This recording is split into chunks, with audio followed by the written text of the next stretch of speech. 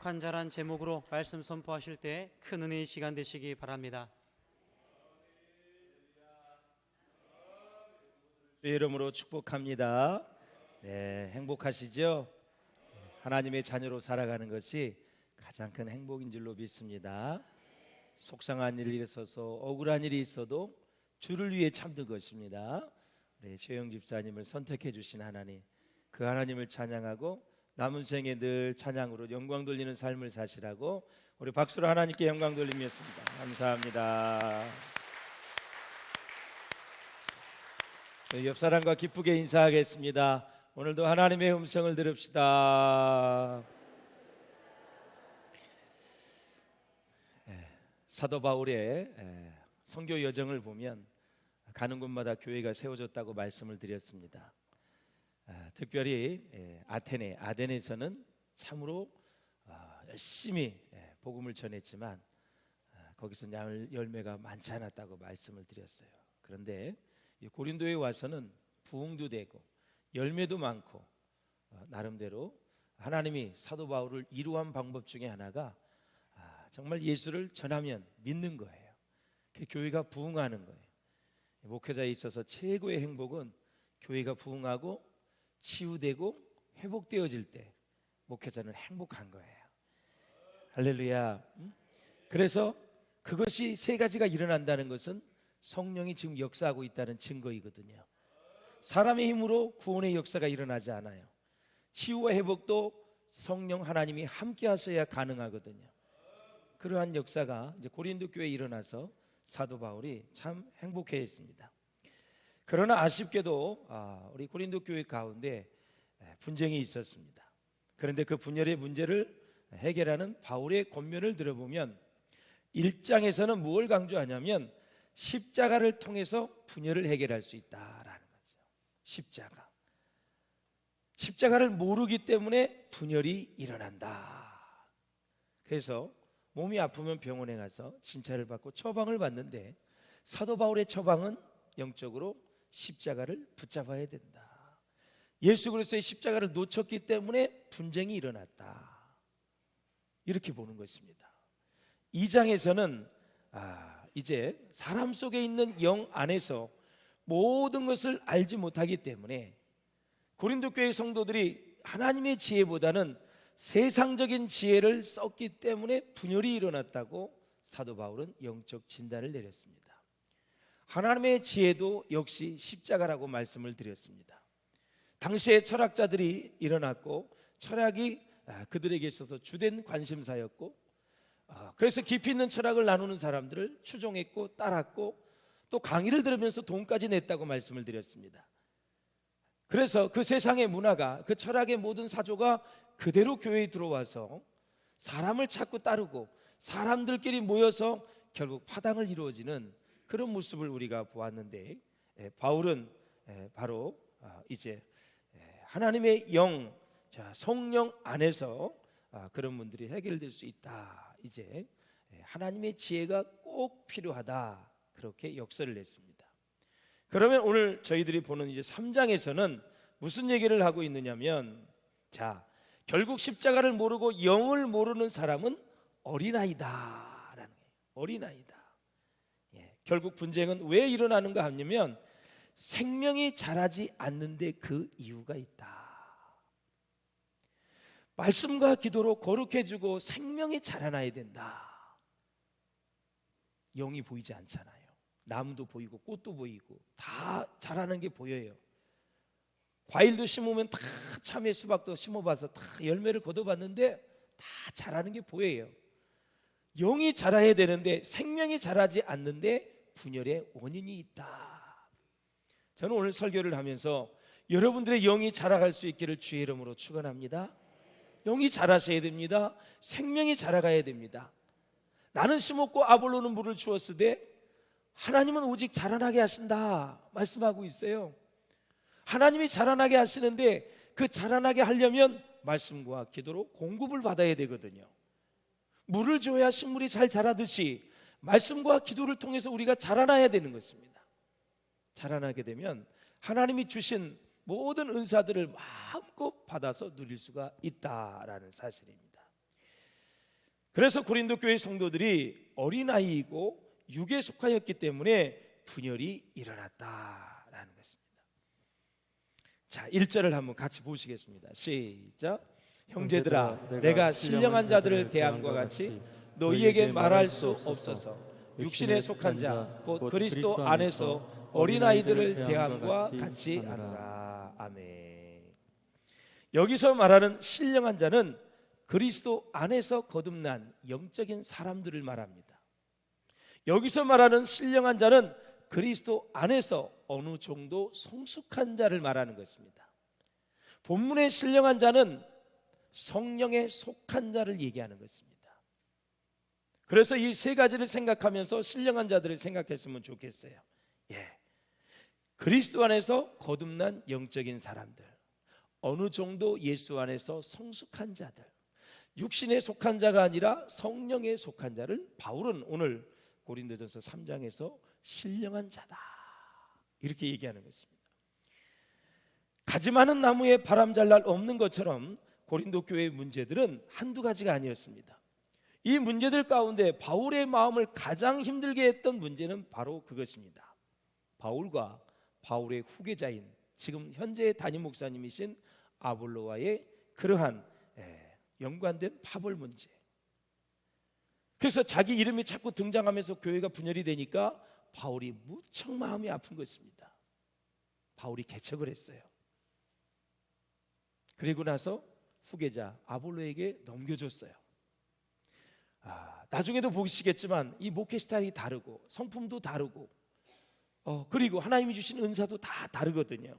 그런데 이 이전에 지금으로 치면 올로와 명예 목사와 단임 목사함에 이게 갈등이 시작이 된 거예요. 그래서 그를 따르는 추종 세력들이 또 싸우는 거예요.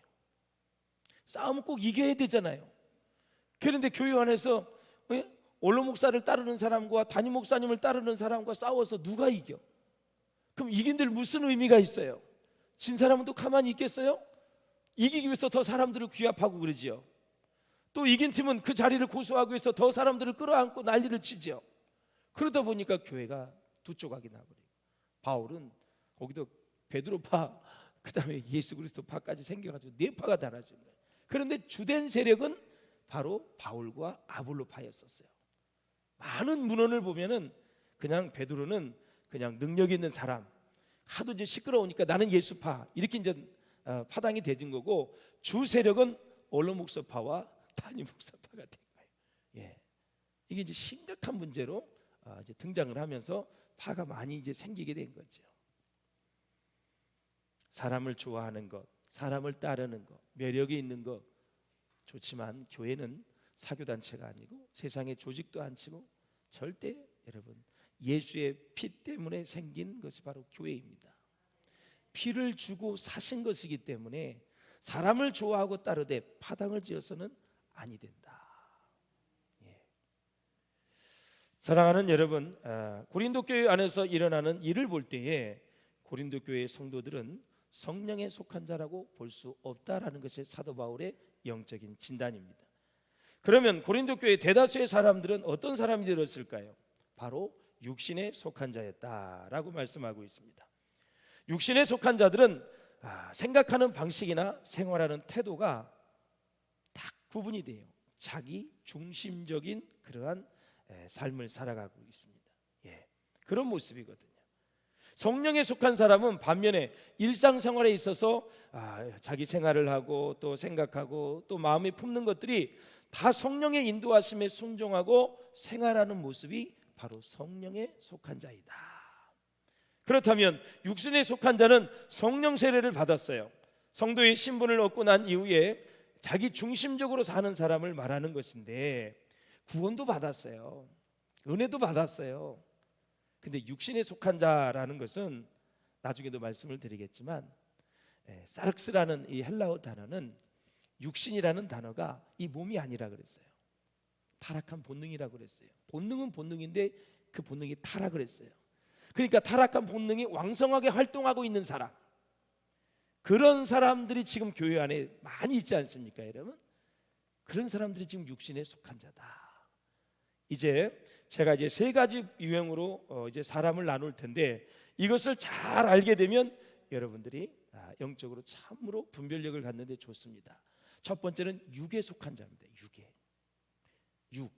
두 번째는 육신에 속한 자. 세 번째는 성령에 속한 자. 본문에서 얘기하는 신령한 자를 얘기하는 거예요. 모든 사람은 지구촌에 예수 믿든 안 믿든 이 세 가지 부류 안에 다 들어갑니다. 그렇다면 먼저 육에 속한 사람은 누구이냐? 헬라어로 푸슈키코스라는 단어인데, 이건 자연적인 인간, 세속적인 인간, 육적인 욕망에 예속되고 육처적인 본능을 목적으로 삼는 사람, 예수 믿지 않는 불신자가 다 육에 속한 사람입니다. 그 육신이 그의 주도자가 되는 것입니다. 그런데 정상적인 크리스찬의 모습이 있습니다. 사람은 영, 혼, 육으로 되어 있습니다. 영, 하나님이 흙을 빚으시고 하나님의 생기를 불어넣으셨어요. 살아있는 영을 불어넣으셔서 우리가 사람이 된 것입니다. 사람은 영이 있어요. 영. 하나님의 영이 딱 불어넣어져가지고 사람이 됐어요. 혼, 이거는 인격의 부분, 지정의, 정식이라고도 합니다. 이 부분을 하나님이 또 우리에게 주신 거죠. 지적인 거. 모든 말씀을 여러분의 지성을 통과해야 나중에 이해를 하게 돼 있어요. 그 다음에 지청, 감정을 하나님이 터치해야 치유가 일어날 수 있고, 의지입니다. 말씀대로 살아야지, 하나님의 뜻대로 살아야지, 순종하며 살아야지. 의지가 있어요. 의지가 강한 사람이 있고 약한 사람이 있어요. 감정도 여러 가지 부류가 있습니다. 그래서 우리의 영, 혼, 육으로 되어 있어요. 또 어떤 학자는 영혼과 육으로 되어 있다. 깊이 들어가면 다 그 얘기가 그 얘기입니다. 그래서 사람은 영과 혼과 육으로 되어 있거든요. 그래서 정상적인 크리스찬의 모습은 영이 주도를 해요. 영이 이끌어가는 거예요. 영은 성령을 얘기하는 거예요. 그리고 영이 주인이 되어집니다. 영이 통치를 하고 영이 지배를 하고, 그 다음에 영이 정신을 주관하고 그 정신이 또 몸을 주관하는 거예요. 하나님 주신 영이 정신의 부분, 인격의 부분을 주관하고 그 정신이 바로 우리 몸을 주관하는 거다. 요즘 왜 이렇게 내가 살이 찌지? 왜 이렇게 몸이 무겁지? 이 정신세계가 운동을 할까? 그래서 그래, 운동해야지 결심을 했어요. 근데 날씨가 나가보니까 추워. 추워, 안 갈래. 의지가 약한 사람, 이놈의 추위는 뭐 이건 아무것도 아니야, 그러면서 그냥 목도리 딱 두르고 딱 나가서 경안천 딱 그냥 운동장까지 걸어가 보면 14,000보. 그래서 다 갔다 와서 또 의지적으로 자기가 계속해서 이걸 해야겠다는 그 의지가 약한 사람은 매일 결심만 해. 그리고 나서 못하는 거죠. 성경 읽어야지, 결심만 해. 기도해야지, 결심만 해. 새벽기도 해야지, 결심만 해. 의지가 약한 사람이 바로 할 수가 없는 거예요. 그리고 또 영적인 문제도 있어요. 그 의지를 자꾸 컨트롤하는 이 악한 영들이 있거든요. 그것들을 몰아야 되고 이겨야 되는데 못 이기는 거예요. 그래서 사랑하는 여러분, 이 영, 혼, 육이 있는데 그 정신이 바로 그 몸을 주관해야 된다. 그래서 그 정신은 또 영이 또 주관을 하게 되는 거죠. 그래서 이 하나님의 말씀대로 사는 사람은 바로 모든 컨트롤 타워가 어디 있냐면 영이 주관을 해야 돼. 영. 그래서 영이 정신을 지배하고 우리의 인격을 지배하고 이 정신이 육체를 지배해야 정상적인 크리스찬의 모습이다. 그런데 은혜를 많이 못 받으면 정신적인 활동 영역이 굉장히 강화되기 때문에 자기 주관이 강해. 자기 뜻대로 하려고 그래. 자기 의지가 강해. 그리고 자기 정신세계와 살아왔던 것들을 비교해서 경험이 거기 정신세계에 축적이 돼 있어요. 그래가지고 자꾸 정신이 발달한 사람은 자기 의지가 강할 뿐더러 자기 주장도 강하고 때로는 부정적인 의미에서는 고집도 세고 아집도 있고 고집불통이 되는 그런 사람들도 있는 거죠. 그러나 하나님의 은혜를 받게 되면 내 영이 새로워지면 내 정신세계를 보거든요. 영의 관점에서 내 지정의를 보거든요. 내가 너무 고집이 셌구나. 내 주장이 너무 강했구나. 내 감정이 너무너무 많이 상해 있구나. 그건 다 보이는 거예요. 그게. 그러면서 이제 하나씩 치유를 받으면서 영, 혼, 육까지 다 건강해지는 거죠. 그게 바로 하나님 안에서, 말씀 안에서 치유와 회복이다, 이렇게 얘기하는 거예요. 그렇게 될 수 있기를 주의 이름으로 축원합니다. 그래서 만약에 우리의 영이 어두운 가운데 있고 이성과 정신이 병들었다면 참으로 심각하지 않을 수밖에 없다. 여러분, 이성이 병들어 버리면 그 이성이 하나님을 부인하는 데 쓰여집니다. 그 이성이 병들면 거짓말하는 데 쓰여지고 또 그 영이 결국은 못된 짓을 하는데 쓰여질 수밖에 없다라는 거죠. 이성이 병들면 안 돼요. 이제 종교교육 시대도 보면은 교회사에 보면 굉장히 그 부흥을 했잖아요. 그러니까 이게 이 가톨릭이 그때 많이 부패했어요. 면죄부도 팔고 성경에 없는 연옥을 만들어서 누가 죽으면 예수 믿지도 않았는데 후손들이 선행을 하면 연옥에 있는 영혼이 천국 간다 이렇게 얘기해서 말씀에 없는 것, 성경에 없는 것을 만드는 거예요. 면죄부 이거 얼마나 큰 죄악입니까? 그러니까 이제 종교교육을 했단 말이죠. 마르틴 루터를 중심으로 해서 종교교육을 했는데 그 이후로부터 사람들이 신앙 별거야, 믿음 별거야 그러면서 이제 계몽시대에 이성이 굉장히 부각되기 시작합니다. 그때는 이제 기독교가 굉장히 정말 왕성하지 못했지요. 이렇게 이게 역사적으로도 트렌드가 있어요. 트렌드가. 사랑하는 여러분, 하나님의 영이 충만한 사람은 이성도 굉장히 하나님의 영광을 위해서 잘 쓸 수 있고 발달이 될 수 있거든요. 제일 인생에 중요한 것은 하나님의 은혜를 받고 하나님의 성령의 보혈과 능력으로 내 영이 새로워지면 정신도 새로워지고 인격도 좋아지고 몸도 다 건강해지는 거죠. 할렐루야. 이렇게 이 육체적 욕망을 합리화시키는데 이성이 쓰여질 수 있다라는 거죠. 이런 인간을 가리켜서 육에 속한 사람이다. 하나님을 믿지 않는 사람은 다 육에 속한 사람입니다. 그래서 육에 속한 사람은 하나님의 신령한 일을 모릅니다. 알지도 못하고 깨닫지도 못하고 설명을 들어도 모르고 보아도 모르는 것입니다. 그래서 니고데모가 예수님과 만났습니다. 니고데모, 너 거듭나야 돼. 다시 태어나야 돼. 그 거듭이라는 헬라어는 위로부터라는 거거든요. 하나님으로부터 거듭나야 된다는 이야기인데 내가 어머니 뱃속에 들어가서 다시 태어나야 됩니까? 라고 육신적으로 생각을 하는 거예요. 영의 세계를 모르니까. 사랑하는 여러분, 그렇습니다. 정말로 하나님의 간섭하심을 통해서 그 영혼이 깨어지는 역사가 있기 전에는 육에 속한 자, 하나님을 모르는 자는 전혀 영의 세계를 이해할 수가 없다라는 거예요. 교회에 왔다 갔다 한다고 해서 우리가 모든 것을 아는 것이 아닙니다. 육에 속한 사람이 깨어지는 그런 은혜가 있어야만 진정한 그리스도인이 된다라는 거예요. 깨어질 수 있기를 주의 이름으로 축원합니다. 깨어지는 만큼 쓰임받게 되는 거고 깨어지는 만큼 영성이 깊어지는 거고 깨어지는 만큼 봉사하게 돼 있고 믿음이 생기고 깨어지는 만큼 헌신하게 되어 있습니다. 육신의 생각, 이거 모두 육행에 속한 사람은 다 세상이 자기 것이라고 생각하기 때문에 인색한 영이 나를 꽉 잡고 있습니다. 다 자기 거라고 생각을 합니다. 그러나 하나님의 영이 새로워지면 다 하나님의 것이라고 생각합니다.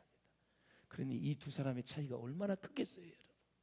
다 내 것이라고 생각하는 사람과 다 하나님의 것이라고 생각하는 사람의 차이가 얼마나 크겠냐 이거죠.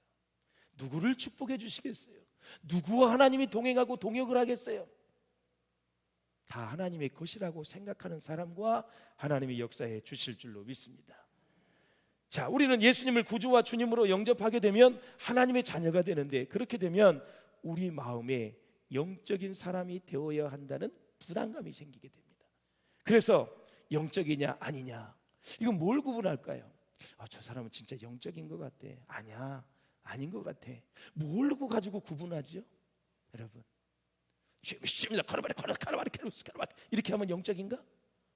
그리고 기도 못하고 조용히 하는 사람은 영적이가 아닌 건가? 뭘 가지고 영적이냐 아니냐를 구분합니까? 바로 하나님과의 관계가 그것을 결정하게 되어 있어요. 하나님과의 관계. 영적인 사람은 하나님의 영이나 그리스도의 영이 함께하기 때문에 하나님의 마음을 아는 사람입니다. 사람이 사람의 마음을 알아줄 때 참으로 행복할 수 있습니다. 꼭 집어서 얼마나 힘들어, 참 고달프겠다, 얼마나 잠 못 이루고 너무너무 힘들지, 마음을 알아주는 발언을 하고 말을 하게 되면 사람이 위로를 받습니다. 그런데 뒷북치는 사람이 있고 엉뚱한 말을 하는 사람이 있죠. 그거 봐, 내가 그거 하지 말랬잖아. 그러면서 초를 치는 사람이네. 사람의 마음을 읽을 줄 모르는, 어둡기 때문에 그렇습니다. 어두우면 읽을 수가 없어요. 알아듣지도 못해.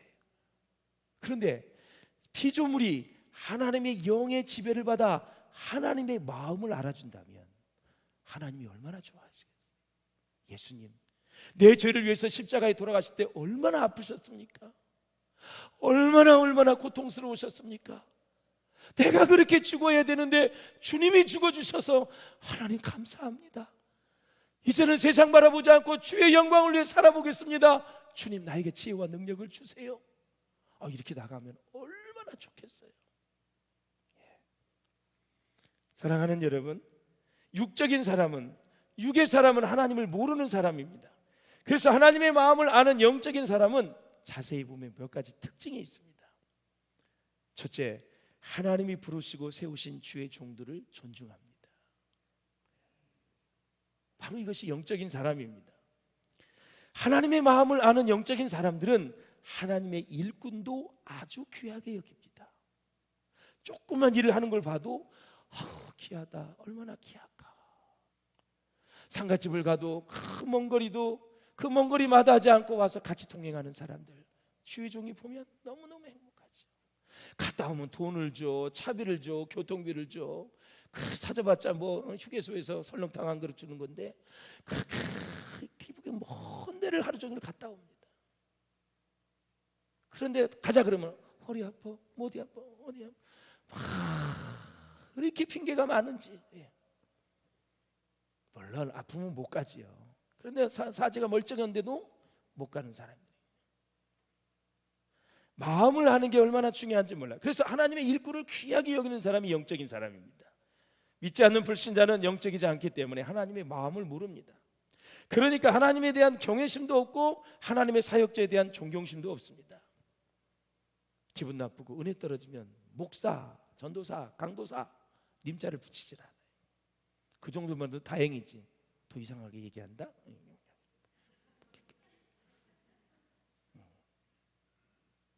안타까워요. 기분 좋으면 목사님을 붙여, 전도사님을 붙여. 여러분, 우리 비전교회 성도들은 꼭 님자를 붙이시기를 바라요. 하나님을 모르는 숫자도 님을 붙여서 스님 그러는데, 스 그래요? 스님 그러잖아요. 님자가 존중하는 그거예요. 님자가 목사님, 전도사님, 장로님, 뭐 김장로, 오장로, 자기 무슨 하나님 같아. 님자를 꼭 붙이셔야 돼. 권사님, 아무리 나이 어린 사람도 집사님, 이렇게. 영적으로 어린 아이는 아직 어리기 때문에 영적인 지도자에 대한 진정한 존경심이 없어서 지금 말씀을 드린 것처럼 호칭도 그렇게 불러요. 교회에 대해서 비판적인 눈으로 볼 수밖에 없어요. 그러나 영적으로 성숙한 자는 사역자가 좀 실수하는 일이 좀 있더라도 사역자를 존중하고 귀하게 생각합니다. 왜 그럴까요? 그 사람이 잘나서? 똑똑해서? 아니에요. 사역자를 귀하게 여기시는 하나님의 마음을 알기 때문에 그렇습니다. 하나님은 주의 일을 하는 사역자를 아주 귀하게 여기십니다. 평신도도 마찬가지입니다. 기도하는 분들을 귀하게 여기시고 전도의 영혼을 구원하는 전도자를 귀하게 여기시고 예배자를 귀하게 여기시고 용서하고 사랑하는 사람을 귀하게 여기시는 분이 하나님이십니다. 마태복음 10장 42절에 보면 자신의 종을 귀하게 여기는 주님의 마음을 볼 수가 있는데 예수님이 그렇게 얘기했습니다. 내가 사랑하는 제자들에게, 내 제자들에게 물 한 컵이라도, 한 대접이라도 대접한 사람을 천국에서 내가 상을 잃지 않겠다 말씀합니다. 예수의 이름으로 대접을 하는 거죠. 내 제자들이 부족하지만, 3번이나 부인을 했지만, 나를 저주를 했지만, 그래도 주의 말씀을 전하고 하나님의 사역에 감당하는 사람들이기 때문에 예수의 이름으로 내 제자들에게 물 한 컵을 대접한다 할지라도 하늘에서 선지자의 상을, 하늘의 상을 잃지 않겠다, 주겠다라는 말씀입니다. 여러분, 그 정도로 귀하게 여기는 거예요. 아유 냉수가 무슨 뭐 비쌉니까 여러분? 물 한 컵? 예. 생수 한 컵 주는데 이걸 예수의 이름으로 대접을 할 때 그렇다라는 것입니다. 우리가 주님의 종을 지극정성으로 섬기고 존중하는 이유가 뭘까요? 다른 게 없습니다. 부족해도 연약해도 다 하나님의 종이기 때문에 그렇습니다.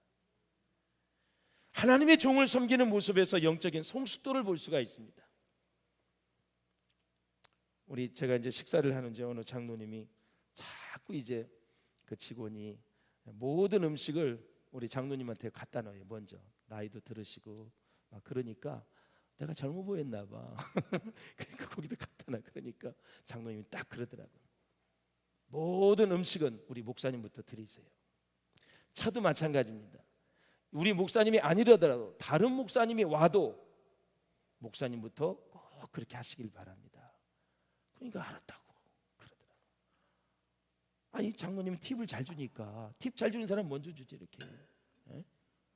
여러분 이렇게 봉사하고 서비스할 때 이 팁 주면 기분이 엄청나게 좋아요.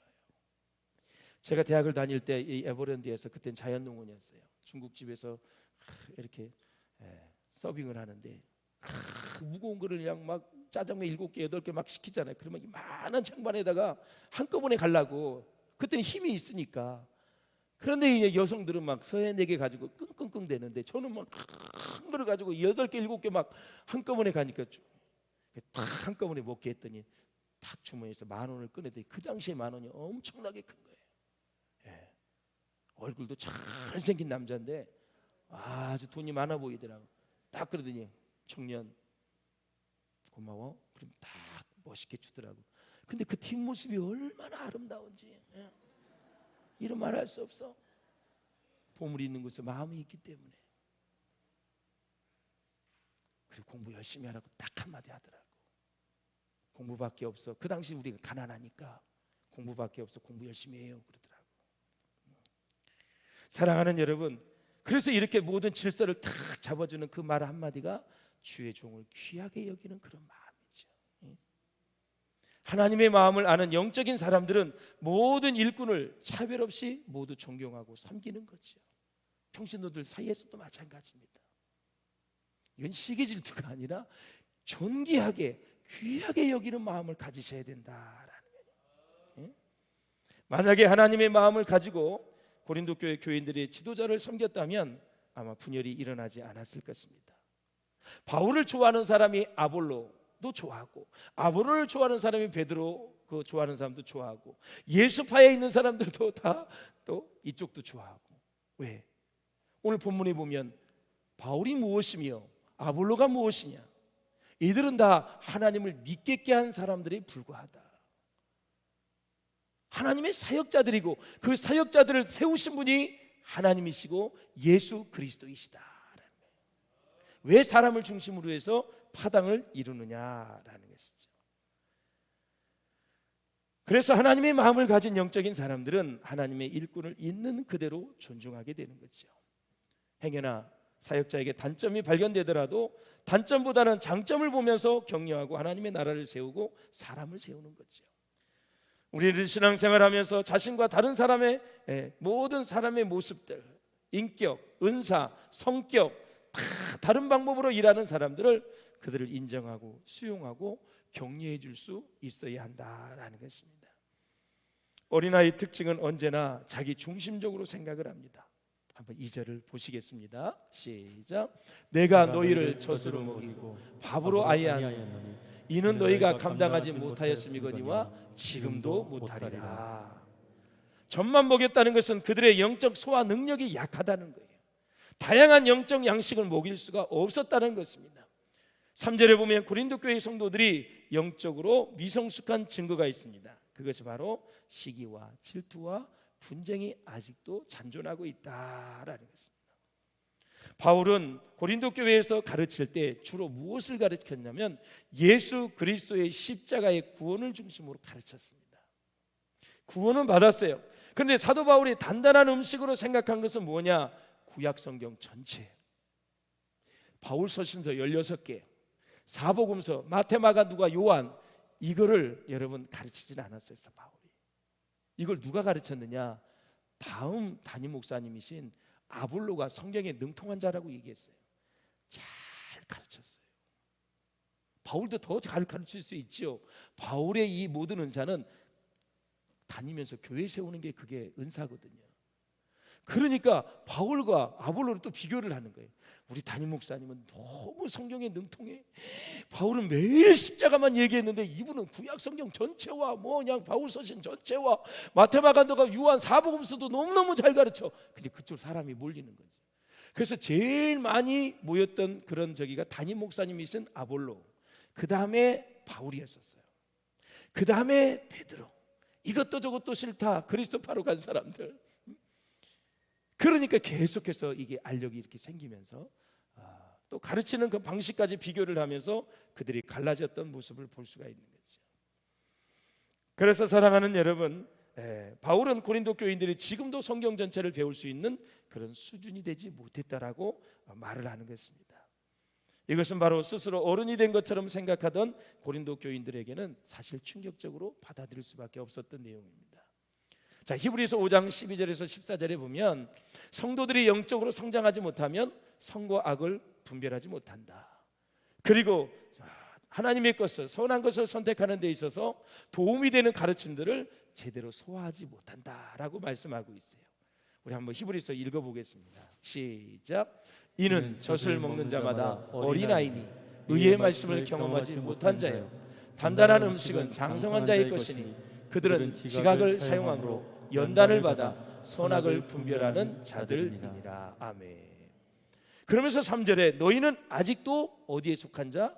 육신에 속한 자다. 바울은 5년 전에 고린도 교회를 방문했었습니다. 그런데 5년이 지난 이후에 흐른 그 지금에도 그들은 여전히 어린아이와 같은 상태임을 지금 말하고 있습니다. 아직도 시기와 분쟁이 있는 것을 보고 육신에 속한 자들이라고 진단을 하는 것입니다. 여러분, 시기가 내적인 악함이라면 분쟁은 그 내적인 악함이 외적으로 표현된 것입니다. 영분별할 때 굉장히 중요한 것입니다. 그래서 시기가 있는 곳에는 반드시 분쟁이 있습니다. 어떤 공동체에 분쟁이 있다고 가정을 한다면 그것은 그 공동체의 구성원들 간에 시기심이 지금 있다라고 보시면 됩니다.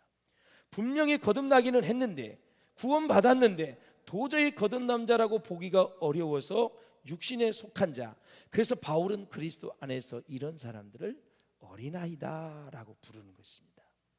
그래서 교회 안에서도 여러분 순, 그리고 여전도회, 남전도회, 장로회, 또 안수집사회, 권사회 다 이렇게 보시면서 이 시기심이 발동하면 분쟁이 일어나요.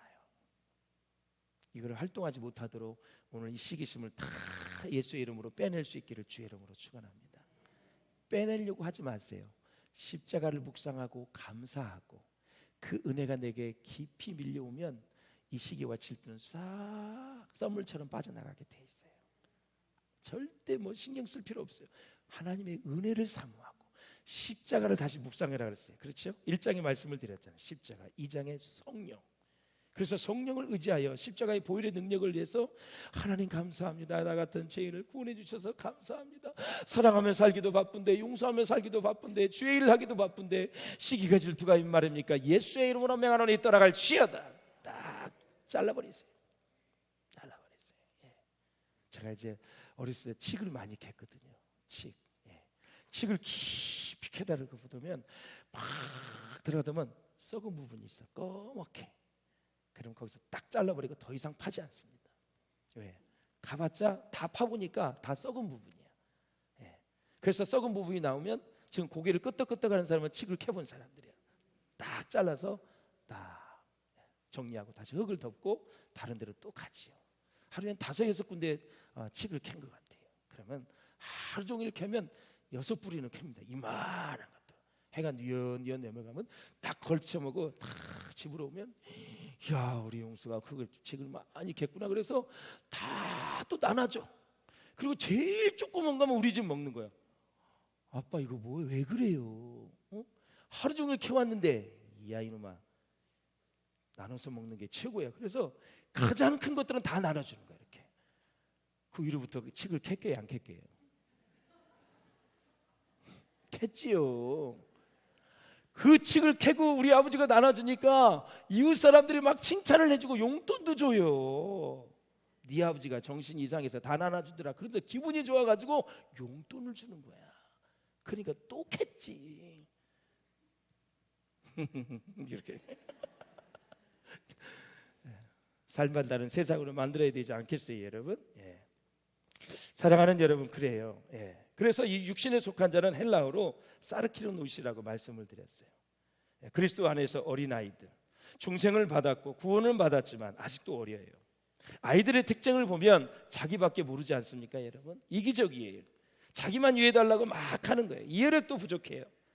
어린아이는 깊은 세계를 숲을 볼 수 있는 영적인 통찰력이 없어요. 그래서 여러분, 그렇게 자기 중심적으로 살 수밖에 없다. 누가? 육신에 속한 자가. 자, 피아노 연주를 한번 예를 들어 보겠습니다. 제가 이제 많은 연주회를 가보았습니다만, 자, 아주 연주가 멋이 있었어요. 그런데 세 부류로 나눌 수 있어요, 반응이. 어떤 사람은 이야, 그 멋진 연주를 보고 저 피아노는 와, 진짜 대단하다. 삼익, 영창, 어디 거야? 피아노에 주목하는 사람이 있어. 이거는 어린아이 중에 어린아이. 두 번째, 이야, 저렇게 피아노 연주를 잘할까? 우리 김미영 권사님 보니까 예술의 선율이 막 움직이고 손이 움직이는 것 같아. 여러분, 김미영 권사님 잘하지요, 반주? 예, 아주 대단. 그냥 나오네. 감사해, 나도 동의해요. 잘해. 그러면서 이야, 이 연주자 진짜 훌륭하다. 그 다음에 한 단계 더 한 사람이 있습니다. 연주도 잘하는데 이 곡을 누가 작곡한 거야? 작곡가까지 생각을 하는 거죠. 피아노 연주자, 작곡자까지 다 생각하는 사람이 통찰력이 있는 사람이다. 전체를 볼 수 있는 사람이다. 감동스러운 연주회를 갔다 와서 피아노만 타령을 하고 있으면 여러분, 그 사람은 다음은 갈 필요가 없어. 그냥 영창 피아노 회사 가서 그 피아노만 보고 오면 돼. 삼익 피아노. 예? 사랑하는 여러분, 여러분 잘 아시죠? 하이든이 천지창조를 작곡을 했잖아요. 수많은 사람들이 모여있는 연주회를 했어요. 그런데 연주회가 다 끝났는데 많은 사람들이 일어났어요. 그래서 기립박수를 하는데 1시간 동안 기립박수를 했어요. 여러분, 우리가 앵콜을 할 때 박수를 칠 때 1, 2분도 안 되거든요. 그래도 이제 앵콜을 해주잖아. 근데 1시간 동안 박수를 치는 거예요. 이 1시간 동안 박수 치는 게 얼마나 긴가 궁금하면 경환찬에 가서 혼자 가서 한번 쳐보세요. 물을 바라보면서. 긴 시간이에요. 1시간을 쳤어. 그러니까 이 하이든이 뭐라 그러냐면, 모든 회중 여러분, 이것은 내가 만든 것이 아닙니다. 하나님께서 주신 것입니다. 하나님께서 그대로를 주셨습니다. 그러니까 또 박수를 또 쳐. 하나님께 영광 돌리면 기쁨이 충만해. 내가 영광을 빼앗으면 하나님이 좋아하지 않아요. 헤롯은 자기가 영광을, 하나님의 영광을 가르쳐서 충에 맞아 죽었어요. 네. 사랑하는 여러분, 항상 시기와 분쟁의 뿌리는 나 자신입니다. 자기 자랑이고요. 그래서 우리는 자기를 부인하고 겸손해지면 시기와 분쟁이 있을 수가 없는 거죠. 그래서 자기 자랑을 버려야 됩니다. 누구 밑에서 세례를 받았느냐? 고린도 교회가 바울이냐, 아볼로냐, 그리스도냐, 아니면 베드로냐? 세례받은 사람을 중심으로 또 줄을 서게 되는 거예요. 이게 문제가 된 것입니다. 사랑하는 여러분, 바울도 아볼로도 다 사역자입니다. 문제는 이 사역자를 누가 쓰시고 있습니까? 예수님이 쓰시고 계시다라는 거예요. 아볼로를 통해서 그리스도를 보시고 바울을 통해서도 그리스도를 보아야 하는데 그들은 그렇게 하지 못했다라는 것입니다. 그래서 육신에 속한 사람은 늘 자기 중심적으로 살아갈 수밖에 없다. 그래서 이 고린도 교회의 분쟁은 설립자와 후임자 간에 이런 갈등이었었는데, 여러분 아까도 말씀을 드렸어요. 아볼로가 후임으로 와서 탁월하게 사역을 잘했어요. 목회를 잘했어요. 그래서 일어난 거예요. 설립자 바울을 좋아하는 그런 세력이 있어요. 교회를 개척하고 그 다음에 또 그 중심으로 신앙생활했던 오래된 사람들이, 이런 사람들이 결국은 하나가 되지 못하는 그런 모습을 우리가 봐요.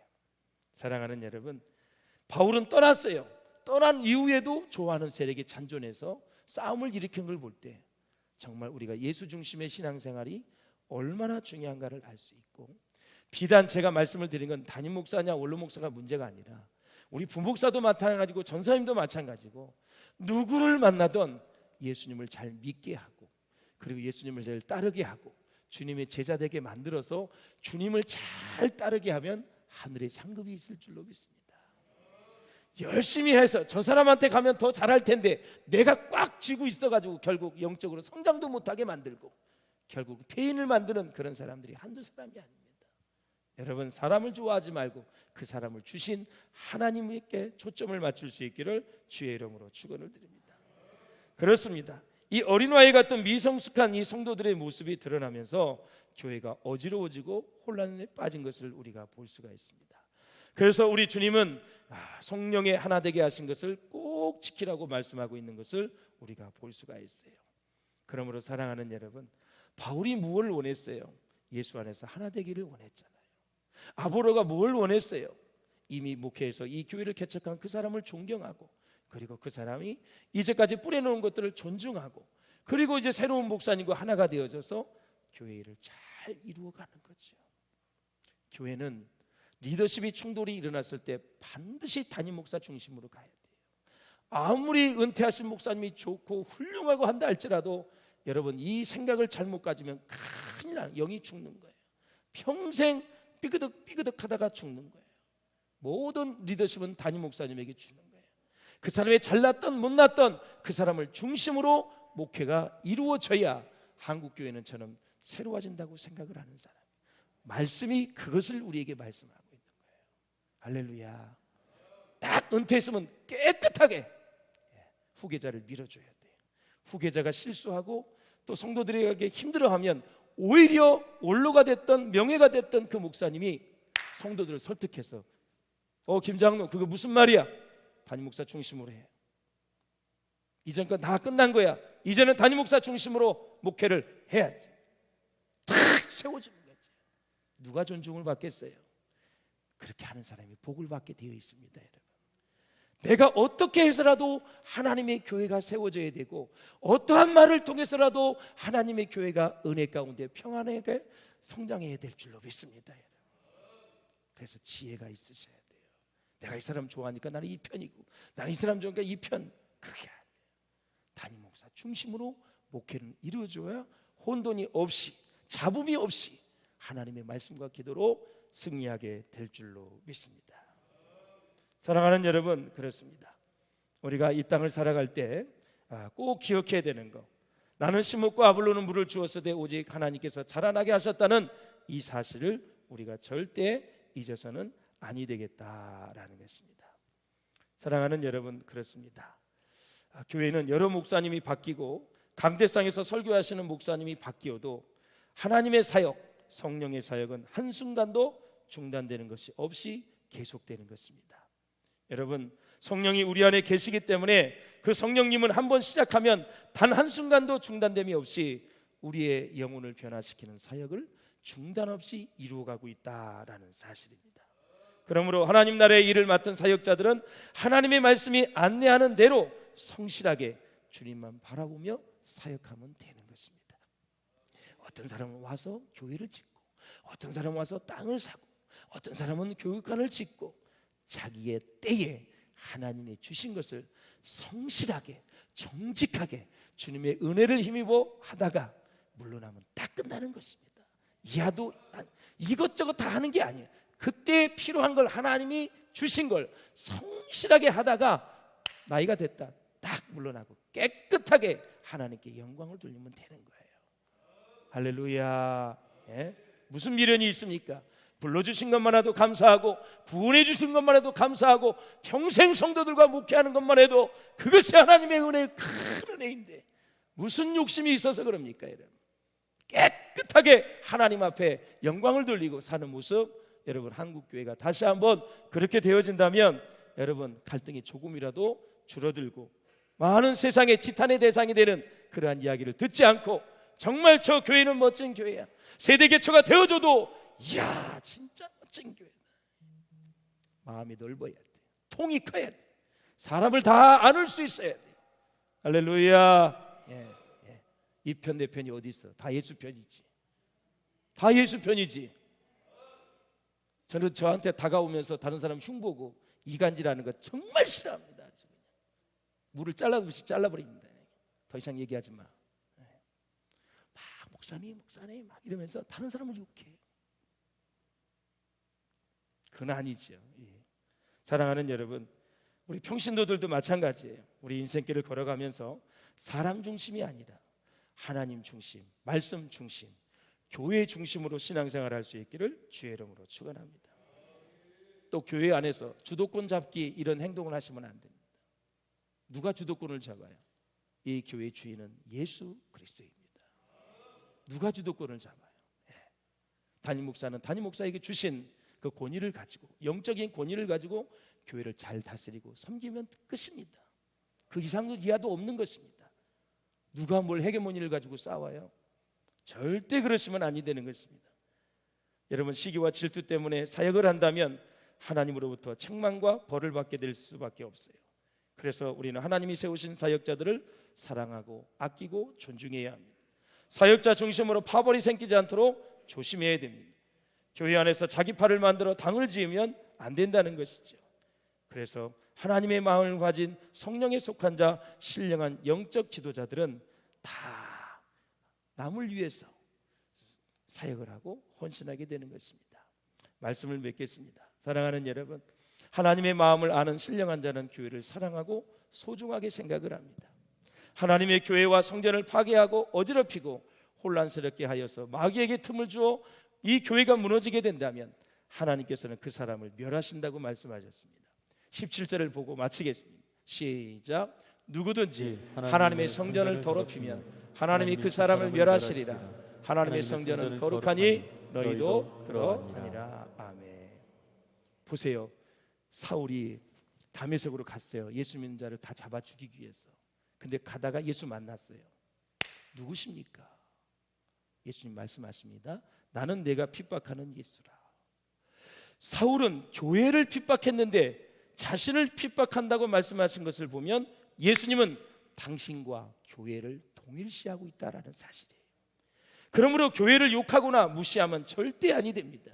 교회의 명예를 자신의 명예처럼 생각해야 되고, 교회에 대한 비판이 주님에 대한 비난이 된다는 사실을 잊지 마시고, 영적인 사람은 교회의 수치를 자기의 수치로 여기면서 교회를 잘 건강하게 세울 수 있는 저와 여러분 될 수 있기를 주의 이름으로 축원합니다.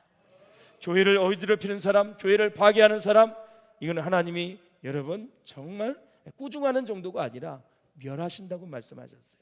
그래서 어르신네들이 그랬잖아. 주의 종 마음 아프게 하지 말아라. 교회를 시끄럽게 하지 말아라.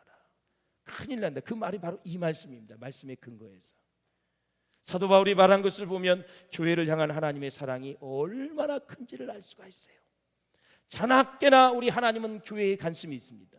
교회가 평안하여 든든히 세워져 가고 복음을 전하여 구원을 하고 아픔과 고통이 있는 자들이 와서 치유받고 회복되는 것을 하나님이 원하신다라는 사실이에요. 부디 사랑하는 여러분, 육신에 속한 사람을 넘어서 신령한 사람, 성령에 속한 사람이 되어서 평생토록 하나님이 쓰시는 사람이 될 수 있기를, 그래서 주님이 오시는 심판날에 많은 상급을 받아 누릴 수 있기를 주의 이름으로 축원합니다. 축원합니다. 기도하겠습니다. 우리 함께 기도하실 때 하나님 아버지, 교회를 선물로 주시니 하나님 감사합니다. 육신에 속한 자가 아니라 성령에 속한 자, 그리고 하나님 정말